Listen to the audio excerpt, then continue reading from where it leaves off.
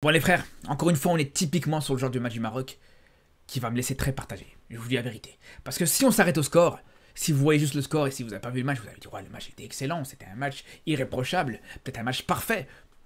Alors que c'est plus compliqué que ça les gars, on va dire la vérité. Bien sûr, on a vu des très bonnes choses dans ce match, on a vu même des très bonnes choses, et on va en parler. Mais on a aussi vu des très mauvaises choses, et là aussi il faut en parler les gars, il faut souligner les deux. Et justement, quand on voit ce match, ce qui est intéressant, c'est qu'on se rend compte que il y a eu deux gros temps forts du Maroc dans cette rencontre. C'est un temps fort au milieu de la première mi-temps, donc entre les 15 et les 30 premières minutes, et un gros temps fort aussi en fin de match. Pour moi, c'est vraiment les deux temps forts qu'il y a eu dans cette rencontre, et c'est là, et c'est sur ces temps forts-là que le Maroc a su marquer. Parce que quand on regarde les buts du Maroc, sur les 3 premiers en première mi-temps, ou les 2 derniers en deuxième mi-temps, à chaque fois, c'est sur une période très courte.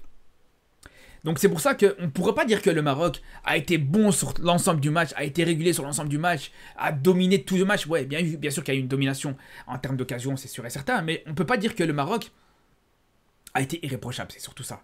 Quand on voit ce début de match, quand on voit comment le Gabon a posé beaucoup de difficultés au Maroc sur ce début de rencontre, où franchement, je vous dis la vérité, quand on voit le début de rencontre du Gabon, quand on voit comment le Maroc était perdu défensivement, quand on voit l'ouverture du score gabonaise, moi personnellement, je me suis dit on va passer une sale soirée. Je me suis dit franchement ce match il sent pas bon.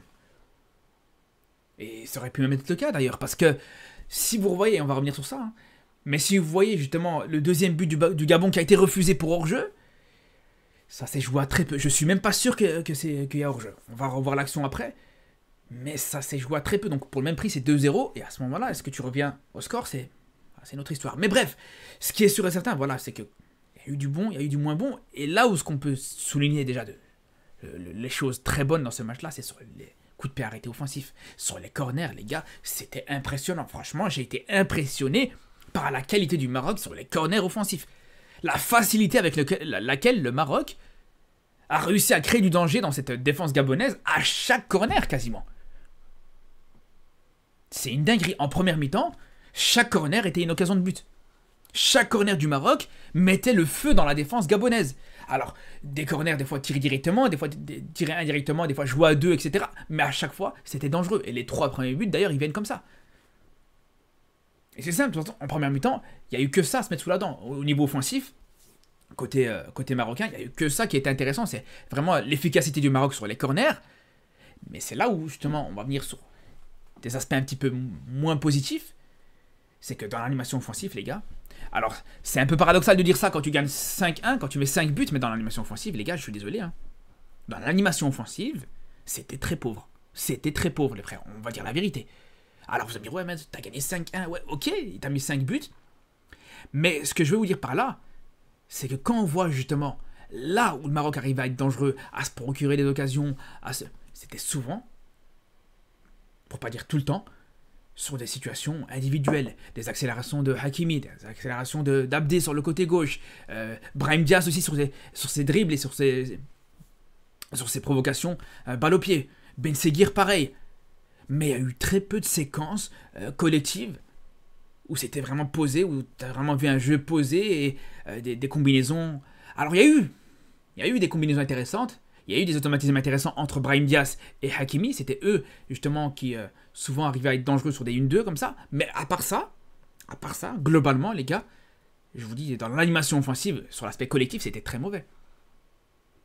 Alors vous allez me dire, il y a le 4e but qui arrive justement comme ça. Mais justement, là où tu as ce 4e but, la séquence, elle est là. Alors, tu as ce 4e but où tu as El Khanous qui va écarter sur Saibari, et Saibari qui revient dans l'axe pour trouver Nessiri, mais on le voit très bien, là à ce moment-là, on est plus ou moins, si je dis pas de bêtises, à la 80e minute, et quelque chose comme ça, dans les 10 dernières minutes, on voit bien comment cette équipe gabonaise est totalement désorganisée, donc là à ce moment-là, c'est beaucoup plus facile à trouver ses coéquipiers, beaucoup plus facile à réussir à trouver des circuits de passe qu'en début de match, quand tu tombes contre une équipe gabonaise, dans un bloc bas, dans un bloc compact, bien resserré, bien organisé, c'est ça toute la différence. Alors ça retire absolument rien à quitter de passe d'El Khanous, et même le contrôle qu'il fait sur cette action-là, c'est très bien joué. Mais ce que je veux dire, c'est que c'est l'une des seules situations, justement, pour pas dire la seule, où tu as une occasion qui est créée avec une action collective.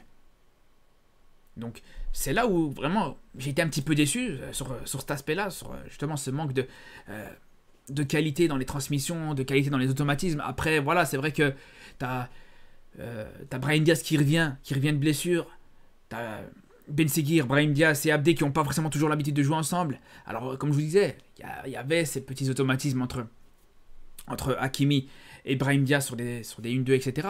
Mais après, bien sûr que voilà, ça reste une très bonne chose d'être dangereux sur des corners, d'arriver à marquer 3 buts en une mi-temps sur des corners, 3 buts même en 10 minutes.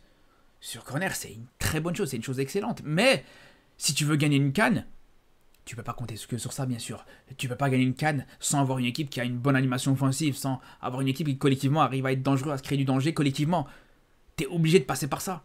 Et c'est pour ça que voilà, pour moi, sur cet aspect-là, il y a encore beaucoup de travail, comme je vous dis. Et il suffit de voir justement au niveau des statistiques. T'as été ultra efficace dans ce match-là. T'as eu une efficacité qui était irréprochable. Mais ça montre qu'au final, au-delà de ses buts, en dehors de ses buts, tu t'es quasiment pas procuré d'occasion. C'est simple. T'as 5 tirs cadrés, 5 buts sur ce match-là. Alors j'ai envie de vous dire que si à chaque match t'arrives à avoir cette efficacité-là, si à chaque match t'arrives à mettre 5 buts sur ces 5 tirs cadrés, moi je signe tout de suite, il n'y a pas de problème là-dessus. Mais connaissant cette équipe du Maroc, qui manque toujours d'efficacité dans les gros matchs, quand la compétition approche, quand tu es dans la compétition, tu manques cruellement d'efficacité, je pense pas que ça sera le cas. Donc c'est pour ça que je vous dis, tu peux pas que te contenter de ça, bien sûr. Et c'est là où, comme je vous dis, après voilà, il y a encore du travail, mais encore du temps aussi, faut préciser ça. Et c'est là où justement sur les prochains matchs, il faudra, pour moi d'ailleurs c'est important, quand je vous dis que tu peux pas te permettre de commencer à faire des turnovers à chaque match, à commencer sur le prochain match à mettre un Brahim Diaz sur le banc toute la première mi-temps par exemple, ou des choses comme ça, non, tu peux pas te permettre. Tu peux pas te permettre ce genre de choses. Et justement, bien sûr que tu as encore du temps, mais ça s'approche. On est à 1 an de la CAN, les gars. On est à 1 an de la CAN et on n'a plus de rassemblement, il n'y a plus de trêve internationale avant le mois de mars. Là, il restera, en dehors de ce rassemblement-là, il restera plus que 3 rassemblements avant la prochaine CAN, les frères.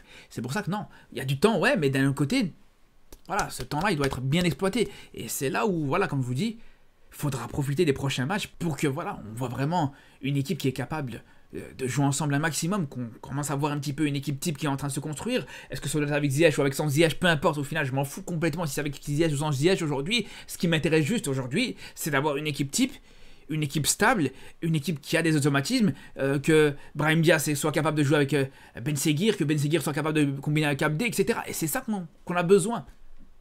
C'est ça dont on a besoin pour cette CAN, les gars. Après, je vous parle de l'animation offensive, mais défensivement aussi. Là, pour le coup, c'était très compliqué, les frères. On va pas se mentir, c'était très, très, très compliqué. Défensivement, les gars, quand on voit d'ailleurs le début de match, c'était pour moi catastrophique, pour être honnête avec vous. Et ça, déjà, c'est lié à une première chose, c'est le placement d'Ounahi.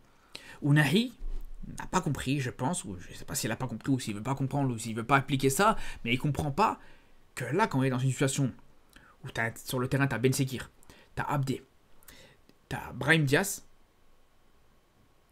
tu as ces 3 joueurs offensifs-là, et il doit comprendre une fois pour toutes qu'il ne peut pas se permettre de jouer comme s'il y avait Amala derrière lui et Amrabat derrière lui, les deux qui étaient présents pendant la Coupe du Monde.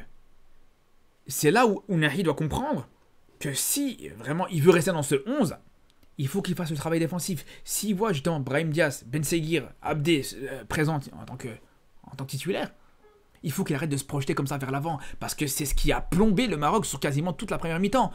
C'est ce placement catastrophique d'Ounahi qui était beaucoup trop haut. Sur des situations, les gars, on voit clairement, même Brahim Diaz revient avant Ounahi, pour vous dire. Alors que normalement, Brahim Diaz, quand tu le connais, alors je dis pas qu'il doit pas revenir, je dis pas que Brahim Diaz doit pas revenir, mais quand tu le connais, normalement, c'est pas celui que tu vas attendre qu'il revienne en premier. Et pourtant, il a fait quand même le travail défensif. Brahim Diaz, pour le coup, m'a beaucoup satisfait par rapport à ça sur ce match-là, sur son travail défensif. Mais Ounahi, les gars, je suis désolé, c'était une déception totale. Il laissait Amrabat tout seul quasiment toute la première mi-temps. Amrabat en avait marre. Il lui a fait comprendre plusieurs fois. Il lui a reproché plusieurs fois. Et les Gabonais en ont bien profité parce qu'il y avait des espaces énormes entre, je vous dis, la défense marocaine et le milieu de terrain et l'attaque marocaine. On avait une équipe du Maroc coupée complètement en deux. Avec Amrabat qui était tout seul, qui essayait de faire le taf. Mais Amrabat qui fait son match, qui fait un très bon match. Mais Amrabat non plus, c'est pas un robot, il peut pas tout faire.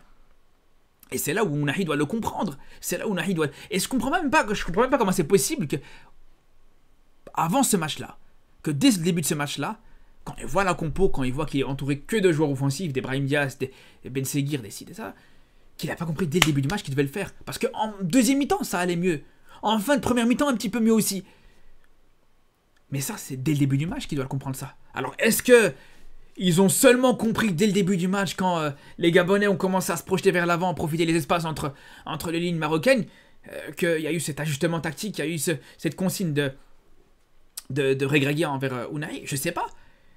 Mais ça, c'est le genre de chose qui est totalement prévisible. C'est le genre de choses que tu n'as même pas forcément besoin d'attendre que le Gabon le fasse, que le Gabon essaie d'exploiter ça, que tu vas contrer ça. Donc ça, c'était vraiment un réel problème. Après, sur l'aspect défensif, je vais pas vous mentir, c'était pas le seul problème. Et là, les gars, va falloir qu'on parle de la défense centrale. Parce qu'on sait qu'il y a un problème actuellement dans cette équipe du Maroc, c'est pour trouver le joueur qui va jouer à côté d'Aguerd en défense centrale. Et là, pour le coup, vous pouvez me dire ce que vous voulez. Mais personnellement, ça peut pas être Harkes. Ça peut pas être Harkes, les gars. Alors, ok, il fait une deuxième mi-temps qui est correcte, il n'y a pas de problème là-dessus. Ok, il marque un but sur corner. Même si pour moi, c'est pas forcément un critère pour un défenseur central. Est-ce qu'un défenseur central est bon ou pas? C'est pas parce qu'il va marquer sur corner, c'est pas parce qu'un défenseur va marquer que ça veut dire ça va être un bon défenseur, les gars. Faut être honnête par rapport à ça. Mais bref, tout ça pour dire, les gars, qu'aujourd'hui, quand on voit le match de Harkes, je vous dis la vérité, les gars, c'est très très limité. Ça peut pas faire la route, ça peut pas tenir la route pour une CAN, ça. Jamais de la vie. Jamais de la vie. Alors, est-ce qu'il y a mieux ou pas actuellement que lui? Ça, c'est un autre débat. C'est pas ça la question, mais en tout cas, si on me pose la question aujourd'hui, est-ce que Harkes est capable de pouvoir apporter des certitudes à côté d'Aguerd aujourd'hui, je vous répondrai que non.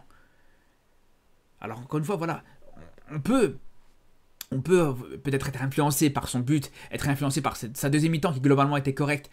Après, quand je vous dis qu'elle était correcte, c'est surtout grâce au fait que le Maroc pouvait se permettre de reculer, de jouer un peu plus bas. Donc, ça faisait que Hakimi ne laissait plus forcément d'espace dans son dos. Donc, Harkes était un petit peu plus tranquille à ce niveau-là. Parce qu'on a bien vu, toute la deuxième mi-temps, quand le Maroc menait 3-1, à ce moment-là, Harkes, on a bien vu, il était beaucoup plus à l'aise. Il avait Hakimi juste à côté de lui, Hakimi qui se projetait pas trop haut. Donc, il avait juste à couvrir Hakimi, de faire la couverture, et il était tranquille. Il récupérait des ballons sans même devoir intervenir, sans même tacler, sans même faire quoi que ce soit. Et ça, dans ce registre-là, il n'y a pas de problème, il est très bon, il n'y a pas de souci. Mais, dès que le Maroc joue un peu plus haut, et c'est arrivé une seule fois en deuxième mi-temps, où le Maroc a monté un petit peu le bloc, et Harkes s'est fait prendre dans son dos, s'est fait prendre de vitesse. Ça, c'est une situation en deuxième mi-temps. Mais là, on est obligé de parler de la première mi-temps, les gars. Sur le premier quart d'heure, juste sur le premier quart d'heure, les erreurs qu'a pu faire Harkes, c'est beaucoup trop, les gars. Je suis désolé, mais c'est beaucoup trop. Quand on voit sur une des premières situations, et notamment l'action du but, par exemple. Sur l'action du but, on voit Hakimi, il fait le travail, il est sur Bouanga. On voit Aguerd, il est sur Aubameyang. On voit Mazraoui qui est sur Alvina. Et Harkes ne sert absolument à rien. Harkes est entre les deux, entre Aubameyang et entre Bouanga. À la place de se rapprocher de Hakimi pour aller courir à Hakimi, parce qu'il voit qu'à ce moment-là, Hakimi est en 1 contre 1. Et Brahim Diaz qui tarde un petit peu à se replacer pour jouer le 2 contre 2 avec Hakimi. On voit bien Harkes qui, à ce moment-là, est très mal placé. Et comme je vous dis, non seulement ça sert à rien, mais en plus de ça, une fois que il y aura le dédoublement qui va être fait avec Bouanga, juste derrière, Hakimi va être totalement perdu, totalement perturbé. Et encore une fois, Harkes aurait pu justement l'aider à ce niveau-là et t'aurais même pas encaissé ce but. Et on le voit que Harkes était dans l'hésitation. On voit qu'au début, il a fait le pas pour aller aider Hakimi, mais je pense qu'inconsciemment, il s'est dit, il y a Aubameyang derrière moi, donc je vais pas risquer de partir. Et c'est ce qui fait que voilà, au final, il a servi absolument à rien. Ça, c'est le genre de petits détails, comme je vous dis, à la CAN, ça pardonne pas. C'est le genre de petits détails qui peuvent se payer cash à la CAN, encore une fois. Et ça, on va y revenir. Mais Hakimi l'a bien compris. Hakimi l'a très bien compris, justement, les problèmes par rapport à Harkes. Mais il n'y a pas que ça. Si avec que ça, encore une fois, il n'y aura pas de problème. Mais il y a eu plusieurs situations, encore une fois. Regardez l'action du but d'Aubameyang qui a été refusé pour hors-jeu. Bon, est-ce qu'il y avait hors-jeu ou pas? C'est pas sûr, je sais pas. Chacun est libre de son interprétation, mais ce qui ne change pas, ce qui est le plus important dans cette situation-là, c'est justement la gestion de Harkes. Quand vous voyez l'action, parce que là, je vous ai mis juste une image, mais quand vous voyez l'action, pendant plusieurs mètres, Harkes, il recule, il laisse Bouanga avancer avec le ballon pour jusqu'au final permettre à Bouanga de faire ce renversement et trouver Aubameyang dans ses pieds. À aucun moment, Herkes te gêne Bouanga pour aller faire cette passe-là. Et c'est là où je vous dis, heureusement que l'arbitre a sifflé hors-jeu. Qui est hors-jeu ou pas, heureusement que l'arbitre a sifflé hors-jeu. Parce que sinon, voilà, c'est 2-0 à ce moment-là. Avec 2 buts où Herkes est responsable. Je dis pas le seul responsable, ou en tout cas est responsable. Après, ça c'est sur l'aspect défensif. Mais il n'y a pas que l'aspect défensif. Je vous dis, vous inquiétez pas les gars. Je vous dis, inquiétez pas. Il y a des arguments, il y a des preuves à l'image, des preuves à l'appui. Mais il n'y a pas que sur l'aspect défensif que Herkes a posé problème. Balle au pied, les gars, pour le coup, c'est une catastrophe. Balle au pied, franchement, balle au pied, c'est dégueulasse même. Parce que là, défensivement, bon, il y a des petites incompréhensions, etc. Mais balle au pied, c'est horrible ce qui fait balle au pied, les gars. Et on le voit. Je suis désolé, les gars. Mais sur ce genre de situation, où on voit que Hakimi, c'est Hakimi qui a le ballon. Hein. C'est Hakimi qui a le ballon. C'est pas un attaquant gabonais qui met une passe en profondeur. C'est Hakimi qui a le ballon, qui fait une passe en retrait pour son défenseur central. Herkes perd le ballon. Ne me demandez pas pourquoi, je sais pas, il était... Normalement, ça c'est ce genre de situation, les gars. Ça, c'est le genre de situation que même en 5, normalement, ça on le sait, on le comprend. C'est le genre de situation où quand t'as un joueur qui est bloqué dans le coin, tu sais que tu vas te mettre sur sa ligne pour qu'il puisse revenir en retrait, pour qu'il soit sécurisé. Pour lui proposer une solution au cas où il n'a pas de possibilité de jouer vers l'avant. Mais non, il a été capable de perdre le ballon sur une passe en retrait de son propre coéquipier. Mais bon, voilà, ça c'est une situation, voilà, ça peut arriver une fois de temps en temps, il n'y a pas de problème, vous allez me dire. Mais quand ça arrive 2 fois en 10 minutes, les gars, je suis désolé, c'est plus possible.